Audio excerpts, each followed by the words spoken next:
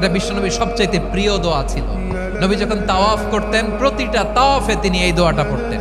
রুকনে ইয়ামানি থেকে হাজরে আসওয়াদে যখন তিনি যেতেন এই দোয়াটা পড়তেন, রব্বানা আতিনা ফিদ দুনিয়া হাসানা ওয়া ফিল আখিরাতি হাসানা ওয়া কিনা আযাবান নার।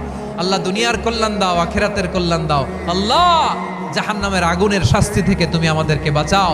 আওয়াজ করে সবাই পড়ুন আমিন।